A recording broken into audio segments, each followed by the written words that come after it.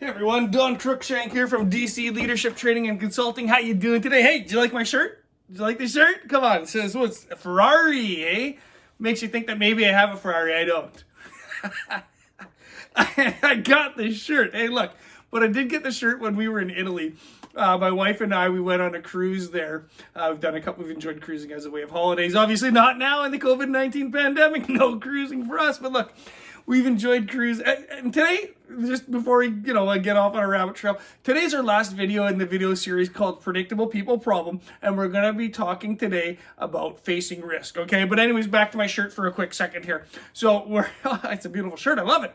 We're on a cruise, we're in Italy, we've done cruising before and enjoyed to go to Europe and that kind of thing, and I can't, look, man, I don't know, maybe you can afford a Ferrari, I can't. And so I saw this shirt and I'm like, hey, I actually had one like this before. I don't know what it said. I don't remember the brand it was, but my wife shrunk it. So I had to get a new one. So I got the Ferrari one. I saw it hanging there, in one of the shops. I thought, hey, that looks really nice. I'm going to buy it. Hey, it might even be a knockoff for all I know. You can't tell. It looks good. Maybe you tell me if you think it is. Anyways, hey, I love the shirt. Looks great. I said to my wife, I said, hey, I'm going to buy that shirt. What do you think? She says, yeah, that's fine. I said, well, look, I'm either going to buy the shirt or I'm going to buy the car. Which one can I buy? She says, go buy the shirt. So I go to the salesman and I says, look, I told my wife that I could either buy the shirt or I could buy the car. I don't have enough money for the car. I'll buy the shirt. So I bought the Ferrari shirt. Now, why am I talking about Ferrari and cars and that kind of stuff? We're talking about managing risk. And here's the reason. There's a reason. It's not just because I love the shirt. Here's the reason is that the way that, and here's what we've been talking about. We've been talking about the way that you problem solve, the way you process information, the way that you manage change, the way that you face risk, right? And where you are on the spectrum and what side you are on that. And here's the one thing that you need to know. Wherever you are, because these are personalities and preferences, wherever you are, that can change. Okay, these things aren't static, they can change. And you see, I got some pictures in my hand, I'm going to get to them in a second, and they can change when there is a moment of crisis or after a moment of crisis, okay? So for some of you out there, you've been in this time of COVID-19, and that's been crisis for you. So maybe the way that you problem solve, process information, manage change, and face risk has actually now, that's changed because moments of crisis can change that in an individual. So I want to get to my pictures in my hand here. Those that would know me as a person, I'm very outgoing. The way that I problem solve is I'm very aggressive, right? I'm dynamic in the way that I manage change. I'm aggressive and all that. I'm super competitive, all the rest of that kind of stuff. And so those that know me might think that when it comes to facing risk that I'd be a pretty risky person, but I'm actually not. I'm actually not a risky person. And I think when I was younger, maybe I was, but then I got into a serious car accident, and I want to show you these pictures here. I don't know if you can see them. If you can't, we'll try and take a picture of them and throw them up in the comment section below. You can see that the car is absolutely totaled. I don't know, I was 18, 19, or 20. It wasn't even my car. I think I got one more picture here to show you. Yeah, you can just see the thing's wrecked, eh? It wasn't even my car. You can see on the license plate on the front of it that it was a loaner car from the dealership. My car was in getting the brakes repaired, and you can see the road. You can see the road. I'm not in the road. I'm in the ditch. You can see the road. The road is back there. The car is in the ditch. I live down a gravel road. Let's see if there's another picture here that I can show that to you of how far off the road I actually am. The road's up there, the car's there, okay? Drove these gravel roads for years and years as I was a young person still at my parents' house. Had this loaner car, and I was just driving too fast in it. I'm like, hey, sweet, this car, it was a Cavalier, and so it tells you that the car that I had obviously wasn't much. It wasn't a Ferrari, but this car had more zip than the one that I had, and I thought, great, I'm going to really just give her in this car. And I went flying down the gravel road in this car. I actually passed by one of my classmates, and it had been a freshly graded road. Okay, I've driven freshly graded roads before, but I lost control of the car. And on the side of the road, they had just graded, so there was a ridge. The car hit the ridge. It went flipping end over end, and I went flying out the driver's side window. My seatbelt wasn't on, and I went flying out the driver's side window. And I only know all of this because the person behind me told it, because here's what I remember of the story. Let me tell you how it was for me. I remember going to too fast in this car, losing control. Okay, I remember losing control. Things then went blank. I don't know if I closed my eyes or sort of blanked out. I don't know. Things went blank. And I went, oh boy, this is bad news. I'm outside of the car. Okay, I had the understanding that I wasn't in the car anymore. This is bad news. I'm not in the car. Okay? And then the next thought that went through my mind is, uh-oh, I'm going to hit the ground soon, and this is really going to hurt. And then the next thing is I hit the ground, back of my neck first, hit the ground. And my next thought was, I wonder if I'm dead. Okay, like that was the thought progression. Uh-oh, I'm not in the car. I'm going to hit the ground soon. This is going to really hurt. I wonder if I'm dead. And then either my vision came back or I opened my eyes. I'm not sure what it was. I looked at the car. I went, oh my goodness, that's a disaster. I knew that there was somebody who had stopped behind me. I stood up. I'm like, I'm okay. And then I kind of fell back. I'm like, I'm not okay. And miraculously, guys, went to the hospital, left the same night. No injuries. No lasting injuries, okay, that I know of. I've had some chiropractor treatments. I have a scar on my back. I was wearing a leather belt. It was actually still around my waist, but slit in the back, presumably from the glass of the driver's side window, which I presumably broke with my head and went flying out the car. The classmate or the schoolmate behind me told me that my car went flipping end over end 3 times, and I went flying out the window. You can see where the car is, how far that is from the road. Yeah, I was about that far from the road too. So I went flying through the air much like the car did. All of that to say this: moments of crisis change a person. Okay? This was a moment of crisis.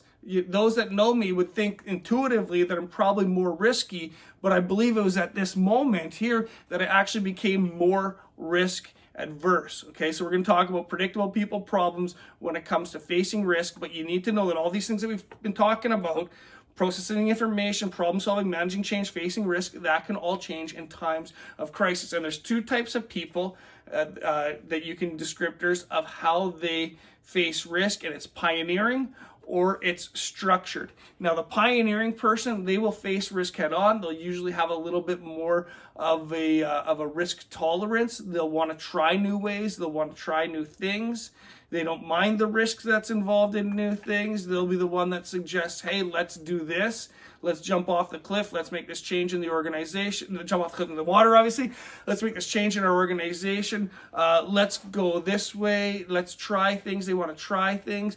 Whereas the structured person who faces risk doesn't want to try things as much. And I just want to look at my notes here real quick. Perfect.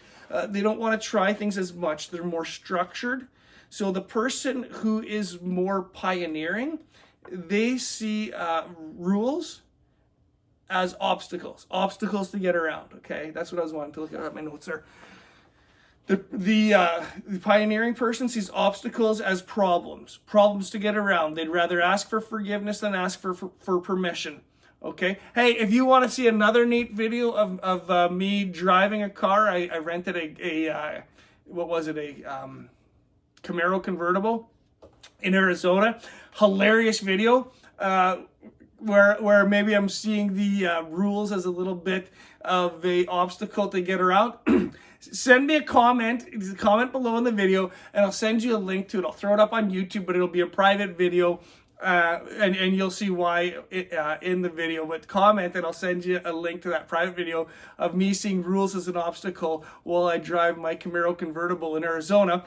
On the other hand, though, the person who is more structured in the way that they face risk, the structured person facing risk sees rules as a way of protection. They think the rules are there to protect you.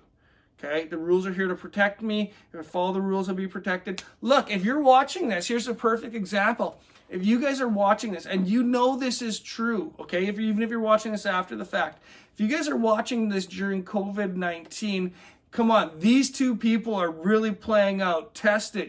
You'll see. You've got the person who's more pioneering. He sees rules as obstacles to get around. Let's talk about rules as like mask rules.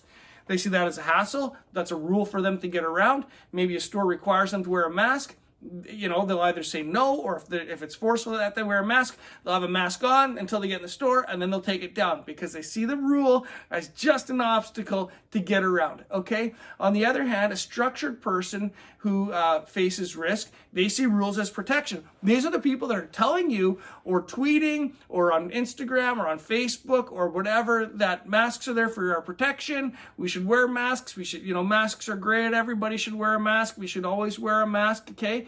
It's not that either of these people, and this argument is so polarizing. I just want to use it for an example. It's not that either of these people are morons. They're not, okay? Neither group are morons, and so stop seeing them like that, okay? What they are is they have a different way of how they face risk. They're either more pioneering or they're more structured, okay? They're not sheeple or free thinkers. They're more pioneering or more structured, and it's playing out in that conversation, and you could see how that would cause friction. The pioneering and the structured people, even if it wasn't COVID-19, but as you use that as an example, you can see how those two people would bump heads and cause friction together. The one who sees rules as an obstacle to get around, and the one who sees rules as a means of protection. Imagine having those two people on your team. Think about it. I've been on teams with those kinds of people, and I know you have too. You probably are right now. How does that work? How does that work? How do you make things work? When you got to make decisions, when you got to make policies, how do you make that work?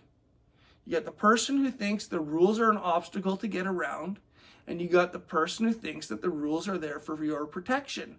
And now you got to make a policy about something. Maybe you got to make a COVID-19 policy. And you got those two types of people on your team, and they're not going to clearly agree the whole way. Here's what I would do. Here's what I do. And here's what I would suggest you do also. Don't see the other person as being right or wrong, okay? Don't see them as being right or wrong. It's not about being right or wrong all the time, okay? Excuse me. Don't see the person as being right or wrong. Understand that they have a different strength that they're bringing to your team. That's right, they have a different strength that they're bringing to your team.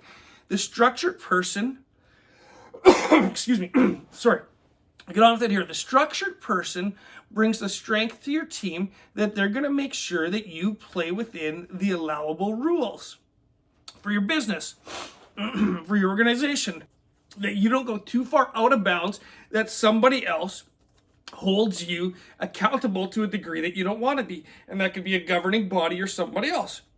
They're going to say, look, here are actually the rules we have to follow. We can like them or not like them, but we got to follow them.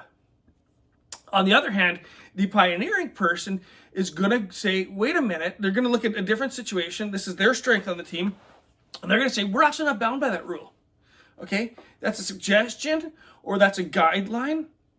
Okay, but our organization or our business is actually not bound by that rule. We could, or bound by that guideline or a suggestion. We can follow that if we want to, guys, but we actually don't have to. So would it be more beneficial to follow that suggestion or guideline or not? Because we won't get, look, we're not going to get punished if we don't follow it. That's the strength that they bring. They bring in understanding that some of the lines are dotted lines for your business and organization, and you can actually play outside of them legitimately. Okay, I'm not talking about doing something illegitimate. You can play outside of them legitimately when you're looking at expanding or growth or opportunities. And the person then who is more structured is going to make sure that, okay, yeah, you go outside the dotted lines, but you better not go outside the solid lines.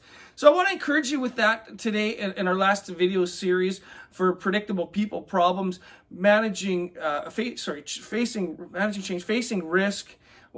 That's how people face risk. They're either more pioneering or they're more structured, and you can expect that when you have a difference of those types of people on your team, they are going to butt heads. But if you can see it as a strength instead of a weakness, if you can see the other person as having a strength rather than a deficiency, your team is going to be better. You're going to have a smarter and healthier team.